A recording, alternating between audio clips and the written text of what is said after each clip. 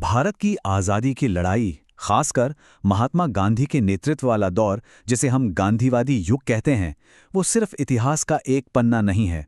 ये तो उन आंदोलनों की एक पूरी कहानी है जिसने दुनिया के सबसे बड़े साम्राज्यों में से एक को चुनौती दे दी और एक नए देश को जन्म दिया। तो चलिए देखते हैं कि आखिर ये सब हुआ कैसे।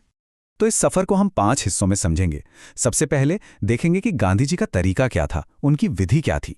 फिर बात करेंगे भारत में उनके पहले कदमों की। इसके बाद देखेंगे कि कैसे उन्होंने पूरे देश को जगाया। फिर आएगा वो मशहूर नमक मार्च और आखिर में हम पहुंचेंगे उनके अंतिम आह्वान भारत छोड़ो तक।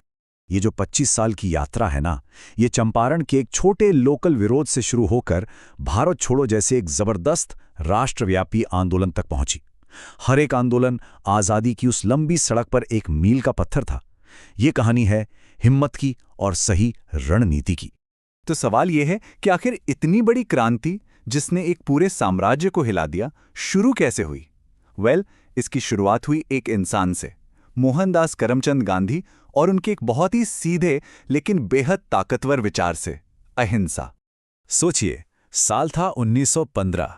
गांधी जी लंदन से कानून की पढ़ाई करके भारत वापस आए और उन्होंने यहाँ क्या देखा? एक ऐसा देश जो भारी भरकम टैक्स और जबरदस्त भेदभाव के बोझ तले दबा हुआ था। जब उन्होंने किसानों और मजदूरों की हालत देखी तो उन्होंने तय कर लिया कि अब चुप नहीं बैठा जा सकता।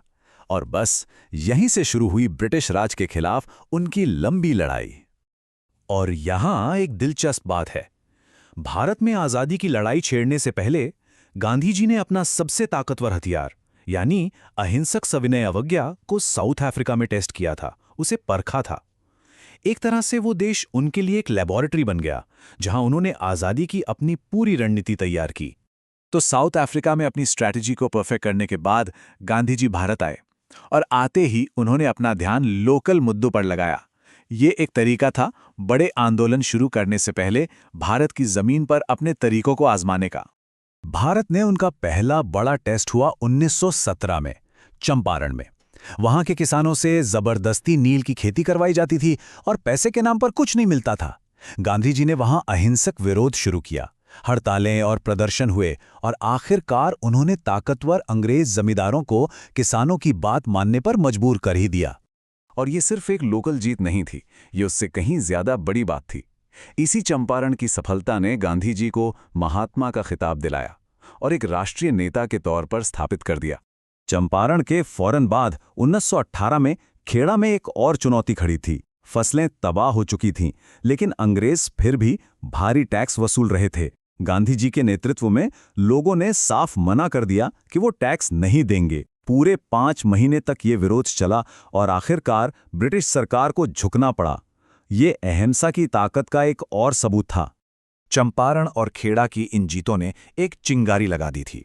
अब वक्त था कि इस आंदोलन को छोटे छोटे लोकल विरोधों से निकालकर एक देशव्यापी ताकत बनाया जाए, एक ऐसी ताकत जो भारत के अलग अलग समुदायों को एक मकसद के लिए जोड़ सके।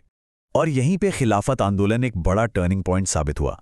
देखिए, ये था तो एक मुस्लिम आंदोलन, लेकिन गांधी जी ने इसमें हिंदू मुस्लिम एकता का एक सुनहरा मौका देखा। उन्होंने इस आंदोलन को सपोर्ट किया और बदले में आज़ादी की लड़ाई के लिए भारत के मुसलमानों का बहुत ज़रूरी साथ हासिल किया। इसी हिंदू मुस्लिम एकता ने 1920 के असहयोग आंदोलन की ज़मीन तैयार की। यह भारत का पहला सच्चा देशव्यापी जन आंदोलन था। आइडिया बहुत सिंपल था, लेकिन क्रांतिकारी था। अंग्रेजी सिस्टम के साथ सहयोग करना ही बंद कर दो। स्कूल, अदालतें, सरकारी नौकरियां, हर चीज़ का बाइकॉट किया गया।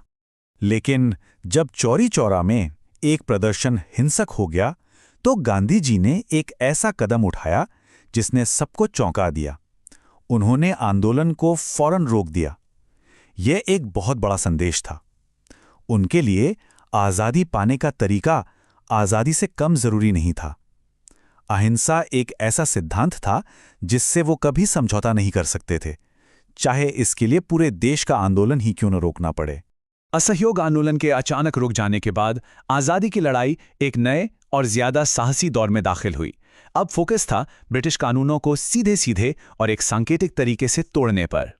और इस नए दौर की शुरुआत हुई उस आइकॉनिक दांडी नमक मार्च से। साल था 1930। गांधी जी ने नमक पर अंग्रेजों के एकाधिकार को चुनौती देने के लिए समंदर तक एक लंबा मार्च किया। ये एक ऐसा कानून था जो हर भारतीय पर असर डालता था, चाहे वो अमीर हो या गरीब। समंदर किनारे बस एक मुट्ठी नमक उठाकर उन्होंने अवज्ञा का एक ऐसा काम किया जिसकी गूंज पूरे ब्रिटिश साम्राज्य में सुनाई दी। लेकिन जैसे जैसे ये आंदोलन बड़ा होता गया, अंदरूनी मतभेद भी सामने आने लगे। आज़ादी के रास्ते पर हर कोई एक मत नहीं था और बहुत जल्द आंदोलन के अंदर ही बड़ी वैचारिक बहसें शुरू हो गईं। इनमें से एक सबसे बड़ा मतभेद था गांधी जी और दलितों के महान नेता डॉक्टर बी.आर. अम्बेडकर के बीच। डॉक्टर अम्बेडकर दलितों के राजनीतिक हक की सुरक्षा के लिए अलग निर्वाचक मंडल चाहते थे। वहीं गांधी जी का मानना था कि इससे हिंदू समाज हमेशा के लिए बढ़ जाएगा, और उन्होंने इसका जोरदार विरोध किया।